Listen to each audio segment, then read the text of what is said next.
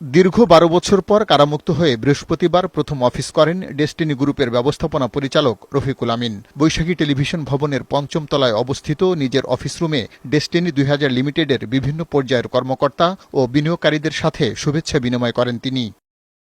এ সময় বৈশাখী টেলিভিশনের সাথে ডেস্টিনি গ্রুপের ব্যবসা পরিচালনা ও বিনিয়োগকারীদের স্বার্থ সংশ্লিষ্ট নানা বিষয় নিয়ে কথা বলেন রফিকুল আমিন। বলেন, ডেস্টিনি গ্রুপে ৪৫ লাখ বিনিয়োগকারীর প্রতি দায়বদ্ধ তিনি।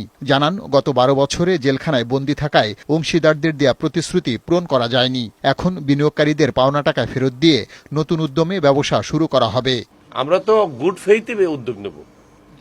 আমরা তো মামলা করছে ও আদালত বলছে সে কারণে না, আমরা নিজের থেকে অব্লিগেশনে ফিল করতেছি যে এখানে কয়েকশো কোটি টাকা আমাদেরকে যোগান দিয়ে কিছু লোকের বাঁচায় রাখতে হবে, কারণ তারা বাইচা থাকলে আমাদের ব্যবসা হবে।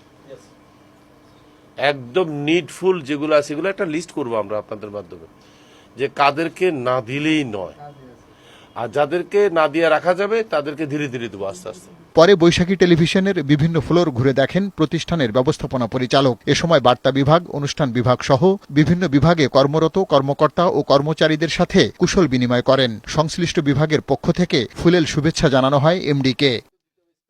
এ সময় আগামী দিনে আরও মানসম্মত অনুষ্ঠান ও বস্তুনিষ্ঠ সংবাদ পরিবেশনের মাধ্যমে বৈশাখী টেলিভিশন সবার সেরা হয়ে এগিয়ে যাবার প্রত্যাশা জানান। এটাকে বানাইতে হবে অনেক ভালো টিভি, সেখানে কোনো কম্পিটিশন নাই। বৈশাখী টিভি কম্পিটিশন করবে তার নিজের সাথে, যে কত ভালো হওয়া যায়, কত বেটার অ্যান্ড বেটার এভরিডে, তাই না? আমি তো মনে করি আপনারা যদি একটা ফ্যামিলির মতো থাকেন, আপনাদের কেউ কিছু করতে পারবে না। আর আপনার উদ্দেশ্য থাকতে হবে কিন্তু দর্শকের স্বার্থটা, আর কারো স্বার্থ দেখার দরকার না। আমি আর কারো নাম মেনশন করলাম না।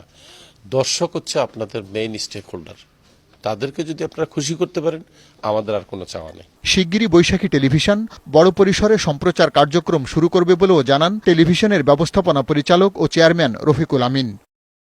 পার্থ রহমান, বৈশাখী সংবাদ, ঢাকা।